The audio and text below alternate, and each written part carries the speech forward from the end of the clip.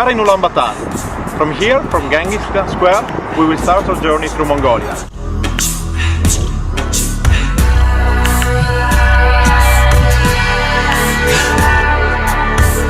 The capital city of Mongolia is a mixture between Russian and Chinese style. The city is the starting point for any travelers, and as usual, we try to see as much as we can in the little time we have.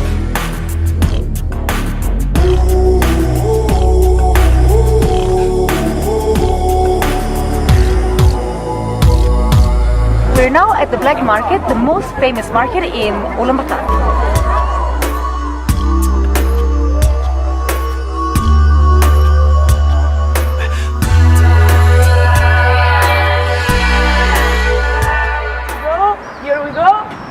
One car, two cars, beautiful mechanic, Russian jewelry, and ready to go. Finally, we have our cars, and we start driving towards south, towards the Gobi Desert.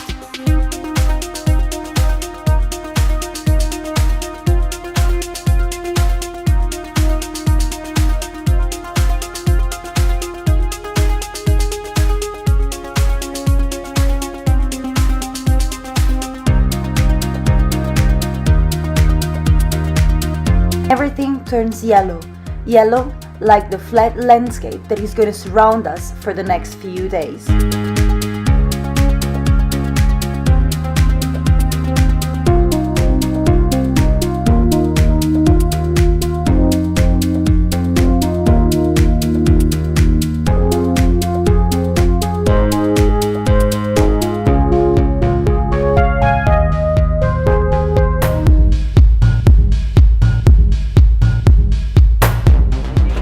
Bravissimo! Dai un po' di gas, dai, accelera un po', accelera un po'. Accelera un po'. Second day. We're going to Gobi Desert. Once we enter the Gobi area, we head towards the Yolinam Canyon.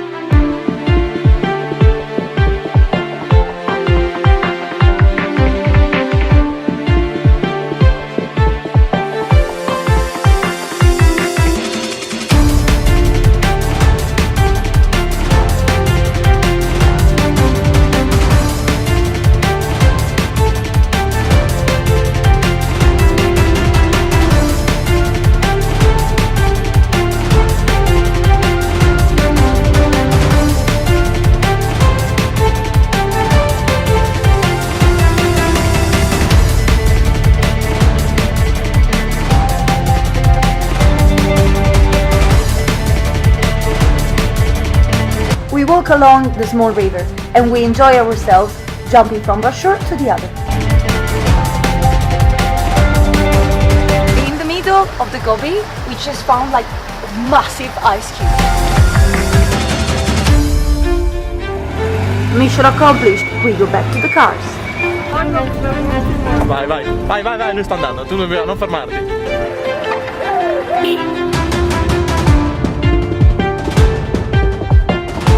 The Gobi is the second largest desert in the world, and it's not only sand dunes, but also mountains and dry lands.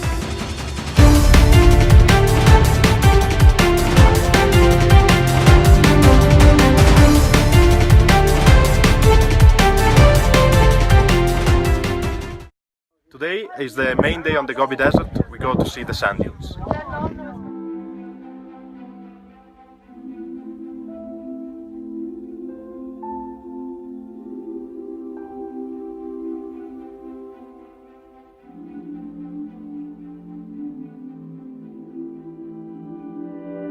Are here where the sand dunes are, and we will try to climb them. So let's give it a go.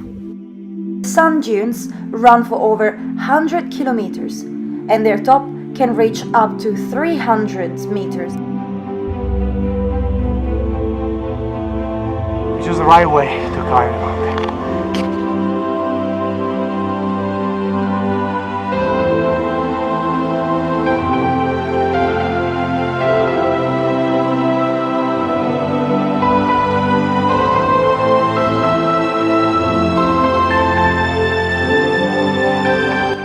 Unfortunately, it's a very grey and rainy day.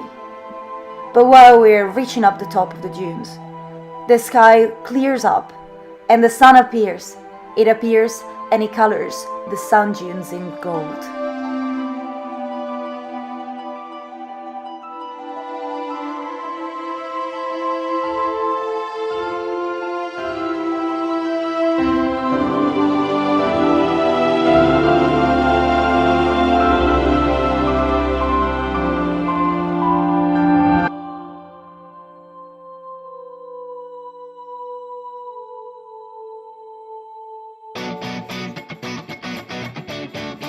Today we changed directions and we head northwest. We constantly off-roads and of course we started having some troubles with the cars.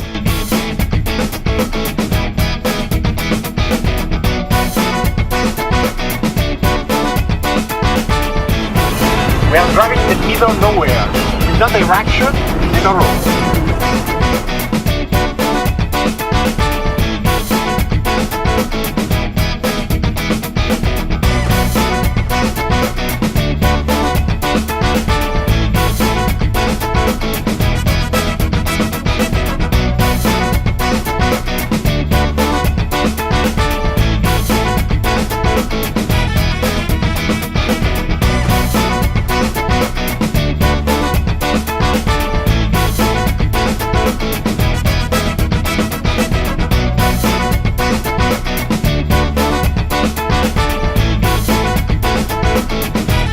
Today to the Orhon Valley, we're gonna pass through two high mountain passes and we're gonna see the Orhon Valley.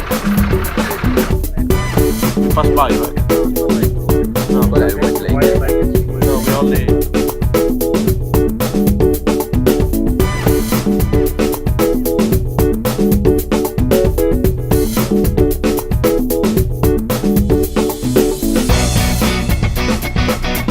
Suddenly, one of our car breaks down and we have to stop and ask for help to one of the local family.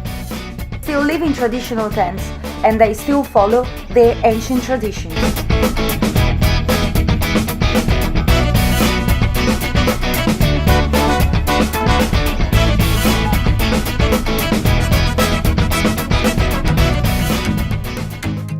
This gives us the opportunity to experience the famous Mongolian hospitality and visit a traditional tent.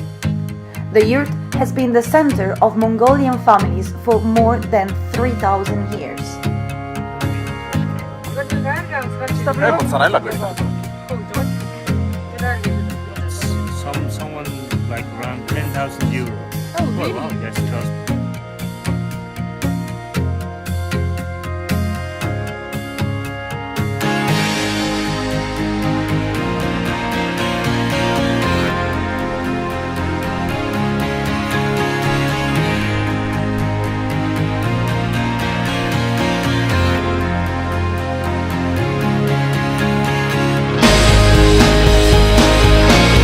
When we finally reached the Orhon Valley, the landscape has changed. Green hills and gorgeous rivers replace the flat landscape.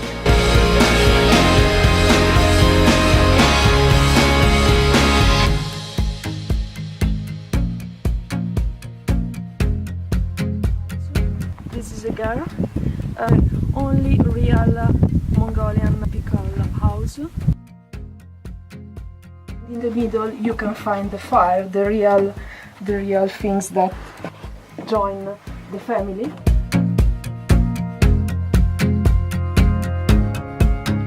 Today is an important day. We are in the middle of our journey and we are going to see what is left of the old Mongol capital of Karkhorin.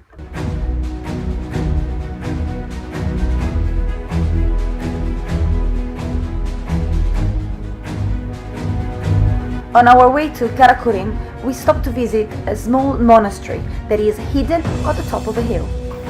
This is Orhon Sacred Monastery.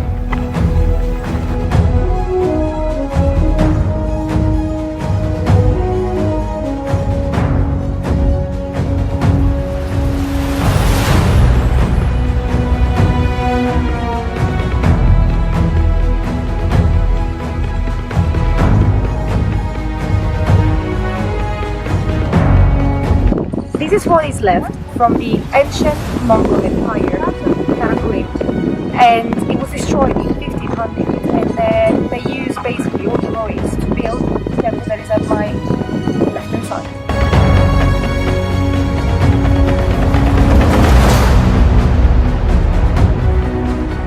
Erdenetsu Monastery has been built in the 16th century near the site of the old Mongol capital, which was completely destroyed. The Turtle Rock is the only original stone left.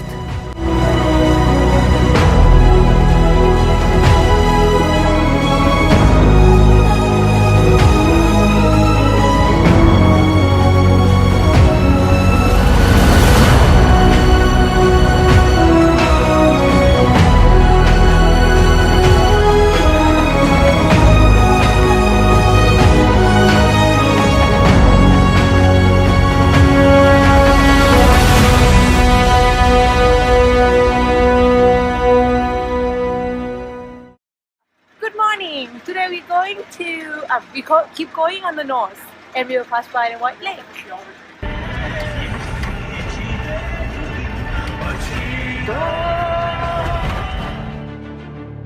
We keep driving north. The weather is changing. Temperature drops and it starts raining.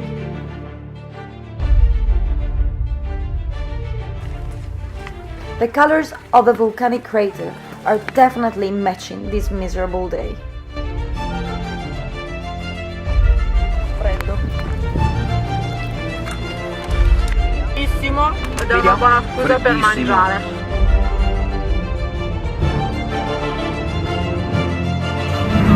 Vai viaggio!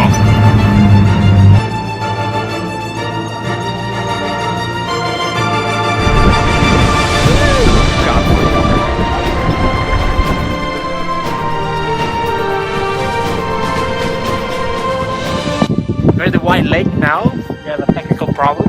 The fan of the engine is broken due to our river crossing.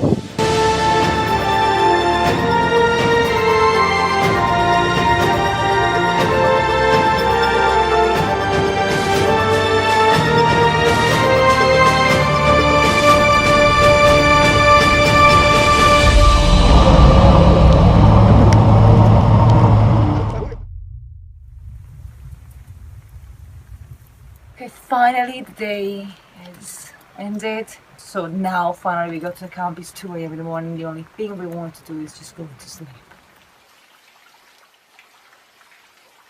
And here we go. We spent the night crossing rivers, going through snowstorms, and now we are here direction to Lake Kosvogol.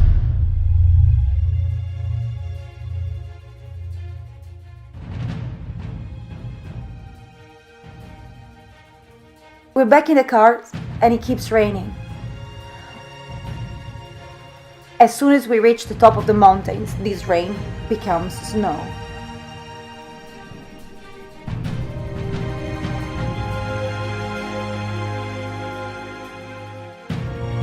With our winter equipment, we spend more than 4 hours stuck on a mountain pass.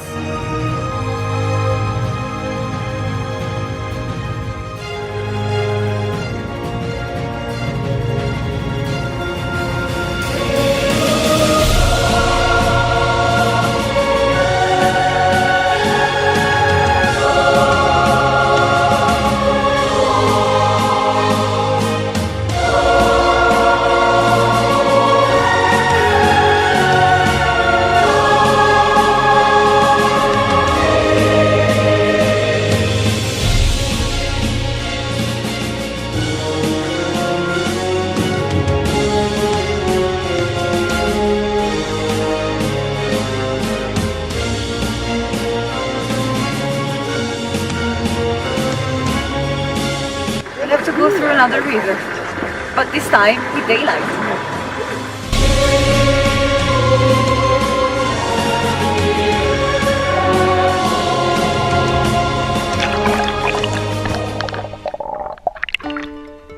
After almost 12 hours of non-stop driving, we finally reached the Kosvogol Lake. We're now in the north, near the Russian border.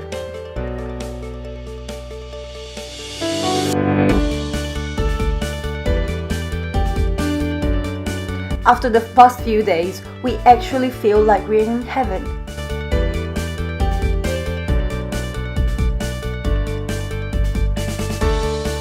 Beautiful sunny day on Lake Kosbogol, and the kids here are playing. The lake contains 2% of the total still water in the world and is one of the favorite holiday places for the locals. We finally have some time for ourselves. Some of us take a boat, some prefer horse riding, and someone decides to swim in the freezing water.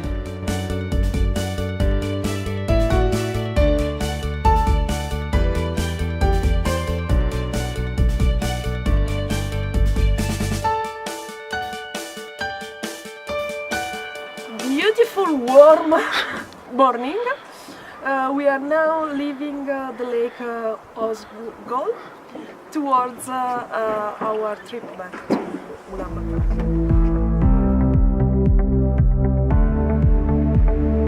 Hit the road again, and this time we go towards east. Along the way, we briefly stop at Erdenet.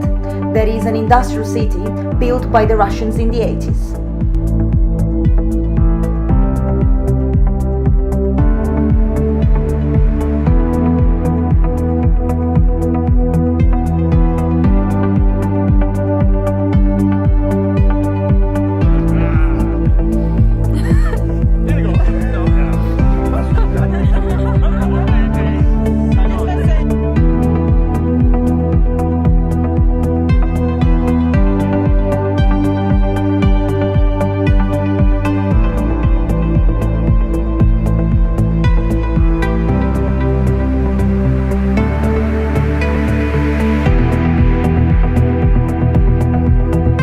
In Erdenet, a typical industrial city in Mongolia.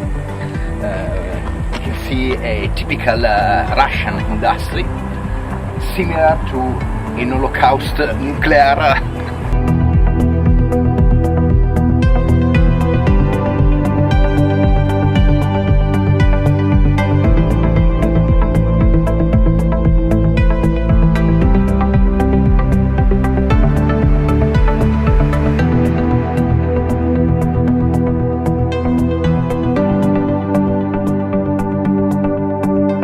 Today in Galant, which is the biggest temple in Mongolia. The Galant Monastery is one of the 3 main temple sites. It was built by the Manchu Emperor in the 17th century, and it survived the Russian devastation after the Second World War.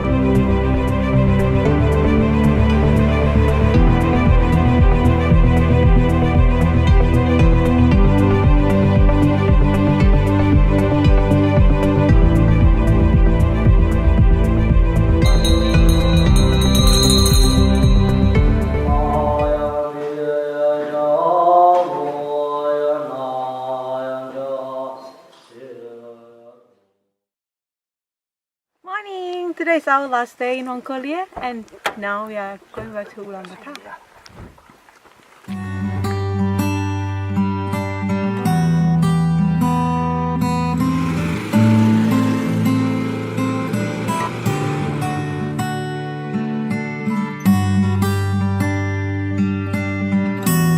We're now at the end of our trip, and we go back to Ulaanbaatar.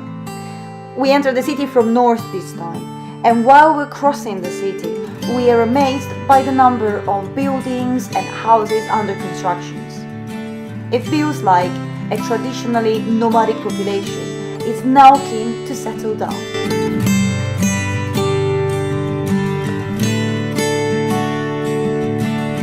But before we leave the country, we still have to try one of the typical Mongolian dish.